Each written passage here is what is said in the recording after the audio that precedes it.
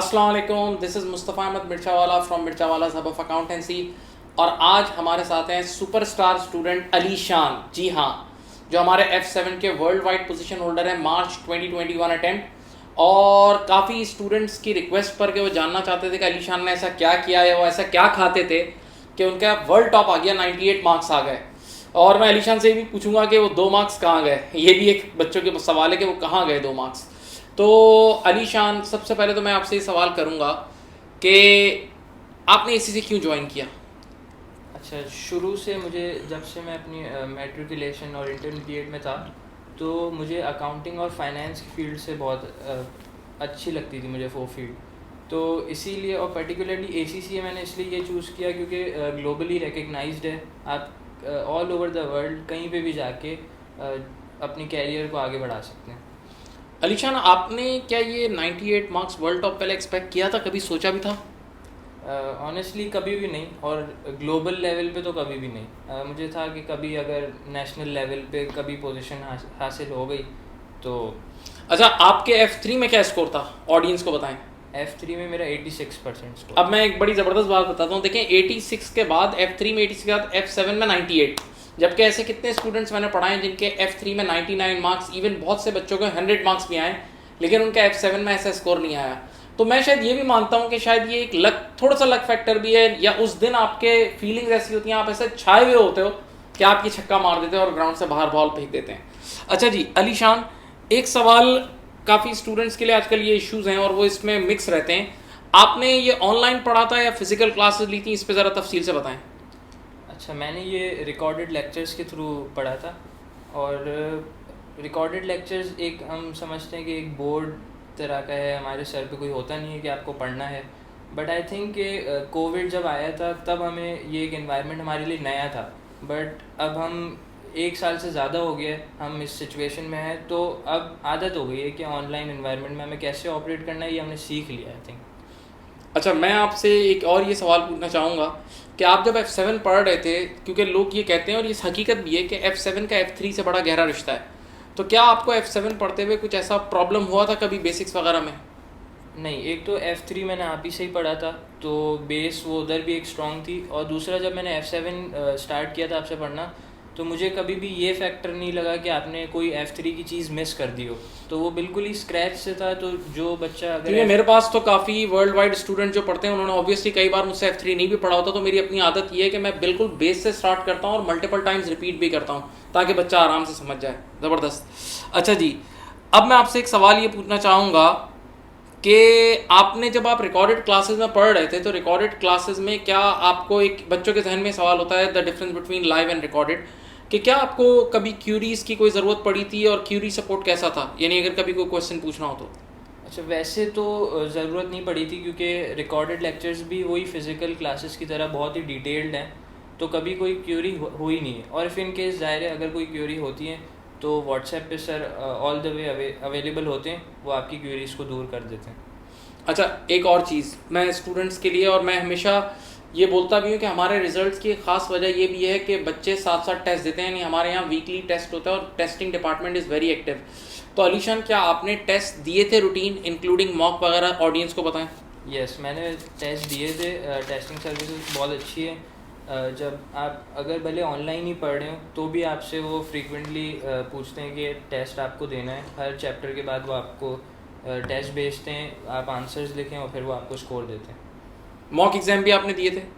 तीनों mock exam दिए थे मैंने। ठीक है, ठीक है। अच्छा, जो मॉक एग्ज़ाम आपने सॉल्व किए थे, वो आपने सॉफ्टवेयर पे सॉल्व किए थे या फिजिकल सॉल्व किए थे, ये भी आप गाइड करें। नहीं, ये CRA वर्क स्पेस पे मैंने ACCA के सॉल्व किए थे, क्योंकि फ़िज़िकल तो हमारा एग्ज़ाम क्योंकि है नहीं मैनुअल अब। और एक्सेल और CRA वर्क स्पेस में भी डिफरेंस आ जाता है, कुछ चीज़ अवेलेबल CRA वर्क स्पेस पे नहीं है। तो बेहतर यही है कि आप उसी पे ही प्रैक्टिस करें ताकि आपको एग्ज़ाम में जाके एक नया कोई इन्वायरमेंट नहीं लगे, आप सब चीज़ से फेमिलियर ये यहाँ मैं एक चीज़ बता दूँ, देखें बहुत सारे स्टूडेंट, और मैंने काफ़ी बच्चों से इस पर इंटरव्यू भी लिया है कि कई बच्चे एक्सेल पे प्रैक्टिस कर लेते हैं। देखें, एक्सेल में और हमारे जो ACCA के सॉफ्टवेयर में उसमें कुछ फ़र्क है, तो बेहतर है आप ACCA के रियल सॉफ्टवेयर पे करें। अच्छा, एक और बड़ा इंटरेस्टिंग सवाल है, और देखें ये बड़ा एक कुर्बानी की बात भी है कि मैं तो अपने स्टूडेंट्स को हमेशा रिकमेंड करता हूँ F7 के लिए स्पेशली, कि they should do book reading, क्योंकि देखें ये कैपलन और बीपीपी ये ऑफिशियल कंटेंट प्रोवाइडर्स हैं। इवन एग्जामिनर रिपोर्ट में भी ये बात लिखी हुई है कि आप ऑफिशियल कंटेंट प्रोवाइडर्स का मटीरियल रीड करें। तो क्या अलीशान आपने बुक रीडिंग की थी? जी बिल्कुल, मैंने बुक रीडिंग की थी फ्रॉम द फर्स्ट डे। आपने अपनी क्लासेस में भी यही बोला था कि बुक रीडिंग ज़रूर करनी है F7 के लिए। तो जब मैंने बुक रीडिंग स्टार्ट की थी तो मुझे रियलाइज़ हुआ कि हाँ, इससे बहुत फ़र्क पड़ा है। और क्योंकि अकाउंटिंग स्टैंडर्ड्स बहुत सारे हैं F7 में, तो जब तक आप बुक रीडिंग नहीं करेंगे तो आपको वो सही से समझ नहीं आएंगे अकाउंटिंग स्टैंडर्ड। एक और बात मैं कहता हूँ, जैसे मैं अपनी तरफ से बच्चों के लिए मैंडेटरी रखता हूँ कि एटलीस्ट इंटरनेशनल अकाउंटिंग स्टैंडर्ड की बुक रीडिंग मस्ट करें, क्योंकि उसमें आपको एक बार फिर थ्योरी पढ़ने का मौका मिल जाता है, टेस्ट योर अंडरस्टैंडिंग मिल जाती है, वैरायटी। लेकिन क्या अलीशान आपने पूरी बुक रीडिंग की थी, लाइक कंसोलिडेशन एंड एवरीथिंग?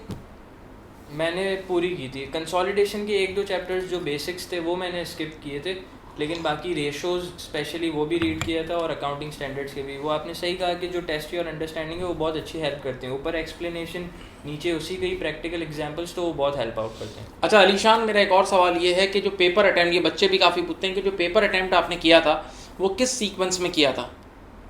मैंने सीक्वेंस वाइज ही किया था, section A, B and then C, क्योंकि मुझे सेक्शन C में थोड़ा टाइम टेकिंग लगता है वो, तो मैंने इसीलिए A और B को 1 आवर to 1 hour 15 minutes में उसको कंप्लीट करके और फिर मैं अपना सेक्शन C पे मूव ऑन किया। ठीक है। अच्छा, अब मैं ये सवाल पूछूंगा कि अक्सर देखें हम पाकिस्तानी, क्या हम सारे जितने भी स्टूडेंट्स हैं वो प्रेशर में पढ़ते हैं और लास्ट मंथ पढ़ते हैं, तो आपकी लास्ट मंथ की स्ट्रेटजी क्या थी? और एक और सवाल यहाँ मैं और साथ ही ऐड कर रहा हूँ कि आपने कोर्स कब कंप्लीट कर लिया था, जो आपका जो रेगुलर कोर्स है? मेरा कोर्स जो है वो फरवरी 15 तक कंप्लीट हुआ था। थोड़ा सा मैं लेट हो गया था, लेकिन ये है कि लास्ट मंथ में आप कभी भी क्लासेस को कंप्लीट करने में कोशिश करें कि 10th तक आप जब भी आपका एग्ज़ाम है उससे 20-25 डेज़ पहले कंप्लीट कर लें क्लासेस। और फिर लास्ट मंथ की स्ट्रेटजी ये रखें, प्योर प्रैक्टिस और रिवीजन। जो आपकी क्लास नोट्स हैं उसको रीड करें, और प्रैक्टिस ज़रूरी है। पास पेपर्स अटैम्प्ट करें, ACCA के जो रिसोर्सेज हैं, टेक्निकल आर्टिकल्स हैं, एग्जामिनर रिपोर्ट्स हैं, उससे हेल्प आउट लें। ठीक है जी। अच्छा, एक सवाल मैं आपसे पूछना चाहूँगा, ये बहुत ही अहम सवाल है कि आपने इस जो मार्च अटैम्प्ट में सिर्फ F7 दिया या F7 के साथ और कोई पेपर भी दिया? नंबर 1। नंबर 2 ये है कि आपने पार्ट 1 अटैम्प्ट करने का दिया, यानी F1 F2 F3 के बाद जो फर्स्ट पेपर ऑप्ट किया वो कौन सा था, और उसके पीछे क्या माइंड था आपका, प्लीज़? अच्छा, मार्च 2021 में तो मैंने एक ही पेपर अटैम्प्ट किया था, F7 का ही। और दूसरा जो मेरा इंट्रोडक्टरी मॉड्यूल मैंने F3 पे आके फ़िनिश किया था, और मेरे पास एग्ज़ाम से पहले 2.5 months थे। तो मुझे कोई ऐसा पेपर उठाना था जो मेरे लिए इजी गोइंग भी हो और जिसका पास रेट भी ज़्यादा हो, ताकि एक वो मोटिवेशन मिल जाए आगे पार्ट 2 के। That means after part 1 you directly opted for F7। अच्छा, यहाँ मैं एक चीज़ मैं काफ़ी लोगों को गाइड भी करता हूँ, मेरा अपना काम काउंसलिंग भी है, तो मैं अक्सर बच्चों को ये चीज़ समझाता हूँ। देखें कि जब पार्ट 1 और पार्ट 2 के लेवल ऑफ डिफिकल्टी में फ़र्क है, तो जब आप पार्ट 2 में आते हो ना, तो आपको पेपर सिलेक्शन के लिए ज़रूरी है कि आप पास रेट ज़रूर देखें, और सबसे पहले वो पेपर्स उठाएं जिनका पास रेट अच्छा है। जब पास रेट अच्छा होगा तो आपके चांसेस ज़्यादा होंगे पास होने के। मैं इस पर एक मिसाल देता हूँ कि यार आप सोचें आपने एक नई शॉप खोली है और शुरू में ही आपके कुछ गुड्स बिक जाएं तो कितनी मोटिवेशन आ जाएगी। या इसको यूँ सोचें, जब फुटबॉल मैच होता है और अगर आपने स्टार्टिंग में ही गोल मार दिया ना जिस टीम ने, तो उसका लेवल ऊपर आ जाता है। तो बेहतर है आप लाजमी पासिंग रेट चेक करें, जिन पेपर्स का पासिंग रेट अच्छा है वो पेपर पहले ऑप्ट करें। अच्छा देखें, एक बड़ा अहम सवाल है यहाँ, और ये बहुत सारे F7 के स्टूडेंट्स का है कि ratio analysis is considered to be a difficult area. ये लोगों को खौफ आता है, तो आपकी रेशियो एनालिसिस के लिए क्या स्ट्रेटजी थी? अच्छा, शुरू में जब मैंने F7 स्टार्ट किया था मैंने F7 जब प्रिपरेशन स्टार्ट की थी, तो मुझे भी रेशियो एनालिसिस से सबसे ज़्यादा मुझे यही हुआ था कि ये बहुत डिफ़िकल्ट एरिया है। बट बुक रीडिंग करें, बुक रीडिंग में आपको डिफरेंट पॉइंट्स मिलते हैं, आपको कमेंट्री करना आएगी। और दूसरा, again practice is the only remedy. Practice करेंगे तो ही आपका वो डर ख़त्म होगा रेशियो एनालिसिस के लिए। और दूसरा मैं यही कहूँगा कि जर्नल कमेंट्री ना करेंगे। जैसे फॉर एग्जांपल आपने जीपी मार्जिन देखा कि वो इंक्रीज़ हो रहा है, डिक्रीज़ हो रहा है, बट आपने उसके सारे पॉसिबल कॉजेज़ नहीं लिख देने कि ये इसकी वजह से हो सकता है। स्पेसिफिक होके लिखना है। एग्जैक्टली कि जो पॉइंट्स उस क्वेश्चन से कनेक्ट हो रहे हैं वो लिखने हैं। मैंने इस पे बहुत सारी और वीडियोस बनाई। मैं यहाँ एक बड़ी ज़बरदस्त इन्फॉर्मेशन देना चाहता हूँ। अभी रिसेंटली मैं किसी ऑडिट के पेपर और उसका वो रिपोर्ट पढ़ रहा था, तो आप सब जानते हैं ऑडियंस के एक होता है बिजनेस रिस्क, एक फाइनेंशियल स्टेटमेंट रिस्क और एक ऑडिट रिस्क। तो बिजनेस रिस्क वो रिस्क होता है जिससे सेठ के रूम में रोने की आवाज़ है, यानी बिजनेस यानी सेठ रोना शुरू कर दे। तो आप यूँ सोचें कि अगर आपकी इन्वेंटोरी ऑब्सलीट हो गई तो सेठ रोएगा, ज़रा गौर से सुने। लेकिन इन्वेंटोरी ऑब्सलीट हुई तो उस पर IS2 भी अप्लाई होगा, तो अकाउंटेंट को भी थोड़ा काम करना पड़ेगा, तो फाइनेंशियल स्टेटमेंट रिस्क है। और उसी फाइनेंशियल स्टेटमेंट का ऑडिट करना है ऑडिटर ने, तो वो एक लिंक्ड होकर ऑडिट रिस्क है।